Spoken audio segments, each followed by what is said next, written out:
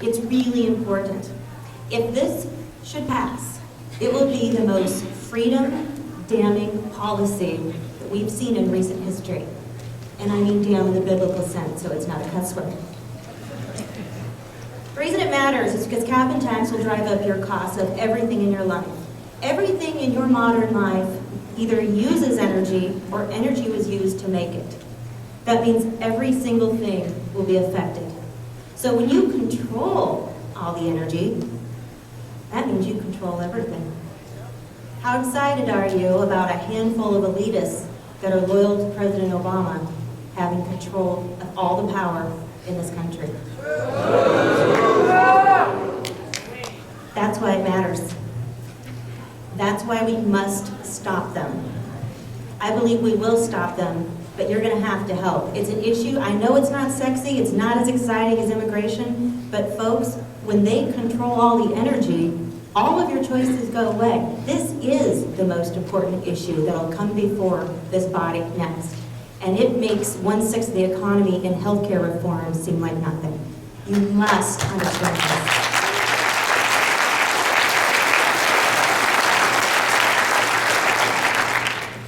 What's really frightening is that cap and tax isn't the only thing they needed to accomplish this. There's a couple other things, and they've already done them.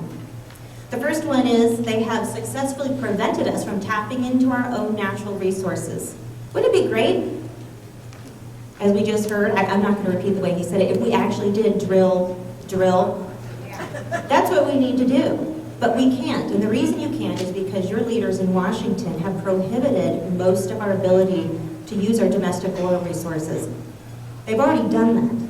The other thing they've already done, and this is really frightening and most people aren't aware, without even going through the Congress, they've used the EPA. What they've done is expand, I see some nods, some people read this stuff. I'm glad I'm not the only person that reads these kind of things. The EPA's power has been expanded. Their regulatory authority has been so inappropriately expanded that they now can say, this is a kicker. Did you know that carbon dioxide is officially a pollutant? And I'd appreciate if you all stop polluting the room right now, because you're all breathing out CO2 right now. Once they declared CO2 to be a pollutant, it basically allows them to regulate every single thing in your life. Do you know that the report that they're basing a lot of their policies on was very, very thick? One of the things in that report recommended that they limit the amount of meat that Americans can eat. How excited are you when they tell you, this group, no more red meat? I do a red meat rally for the volunteers in my campaign. We do a big steak fry with ribeyes, and that would really put a damper on our lives. There's a lot of things this policy is wrong in terms of your freedom, and in terms of who controls all the power. It's all going to be centralized right there in Washington. It doesn't matter, folks, who's in charge in Washington. That's not American. It's not a good idea, and it's not the way our forefathers intended it.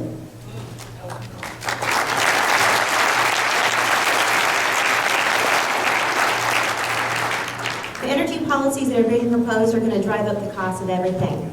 Your food, your medicine, obviously the fuel that's in your car, the cost of your electricity. In Arizona in the summertime, do you have the option of just shutting off your air conditioner? Not even an option. But under these policies, you might find yourselves in a situation where you've exceeded the limit. We're sorry, the government says you've had enough. You're going to have to turn off your air conditioning. These are the kind of centralized power grabs that are going on right now, and they care not what you think. What they care about is holding that power, picking winners and losers, and I assure you, those of us on the right are not going to be the winners in any of these policies. When they start raising prices on everything, anytime it's a bad idea, but when they do it during a recession, it's absolutely the worst possible thing that could happen, and we've got to fight this. We do have an energy crisis, though, and I want you to understand that while I don't think the things they're basing theirs on, that is a whole other discussion of climate change. We do have an energy crisis. Our energy crisis in America is twofold. We don't have enough of it, basically, for generations to come. We've got to find a way to have more energy, or we're simply going to run out. But that feeds into the second one. Without enough energy, we're dependent on foreign oil. When we're dependent on any other nation, it's a bad thing. But when we're dependent on the nations that have the oil today, folks, those are our enemies. They hate us. So they've got all the energy. We don't have any, or at least not enough. But you know, we can change that. And that's what I'm here to talk to you about. It's how we can change it. Hope is not lost. We have so much here in America to make a change, and we're going to do it. But I need you to get excited about this issue enough to talk to your friends and neighbors about these things.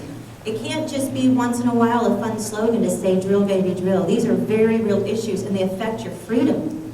So I hope that you'll take some of this information home and use it.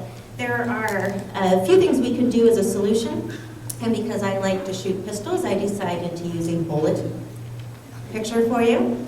The first bullet is about nuclear energy. Anybody here like nuclear?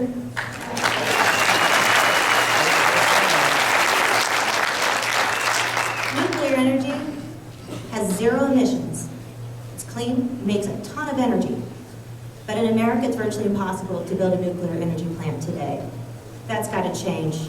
France gets the majority of their energy from nuclear. In fact, they're the leaders.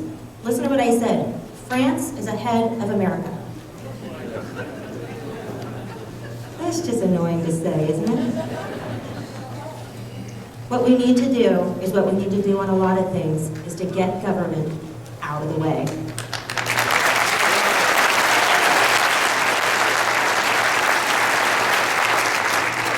Second bullet, offshore drilling. You all heard about China drilling off the shore of Florida, and now Russia apparently is getting in on the act. Did you know they're doing some cooperative efforts, if you will, with Hugo Chavez?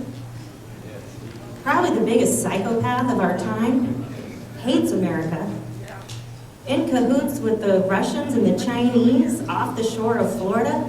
And you know who can't drill there? America. Is that right? Something's wrong with that. We need to get out of the way. We need to start our offshore drilling now. Third bullet, oil shale. We got a ton of oil shale in this country, but we can't get to it. Why? Because Congress has a prohibition against going after it. That's got to change. 2 trillion barrels of oil. They say there's 7 times the amount of oil in our oil shale that Saudi Arabia has in crude oil. It's a lot of oil. It's enough for 250 years in America. What do you think government should do? Get out of the way, that's right. Fourth bullet, ANWR. You heard a lot about ANWR during the last presidential race. That's because Sarah Palin was on the ticket, and she happens to be one of the people that probably knows best what's sitting out there in the wildlife refuge. Very little. Won't hurt the animals a bit. She says they'll just build their habitats around it. They're very adaptable. But the important thing about ANWR to remember is if we could drill there, I'm sorry I'm having such a bad hair day. I hope this isn't as distracting to you as this. If we could drill there, it would produce, they say, about $200 billion in revenues for a debt-ridden country. Wouldn't it be better to have that revenue to borrow more money from China?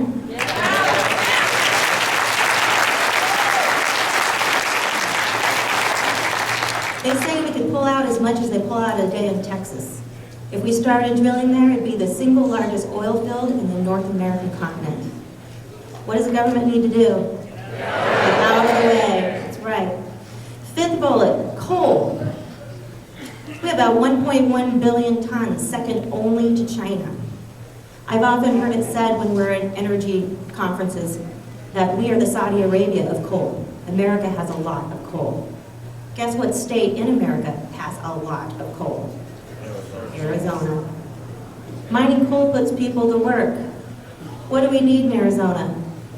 Jobs. We've got to start mining our coal. We need the federal government to stop the regulations that are putting an industry out of work that produces half of the electricity in America today. Government has got to do what? Get out of the way, exactly. My sixth bullet is natural gas. Do you know natural gas is the cleanest burning fossil fuel there is? Americans like it. About 7 years ago, we liked it so much, we actually had a little bit of a deficit. We were using more than we could pull out of the ground. So Russia said, look, They need our natural gas. Let's form an OPEC-style cartel with Iran and Algeria and some others, and we'll really hold it over the heads of the Americans because we have what they need. That's never a good place to be with the Ruskies. But thanks to American ingenuity and new drilling techniques, we have now overshadowed Russia, and we're pulling all of the natural gas out we need right here in America. That's American ingenuity.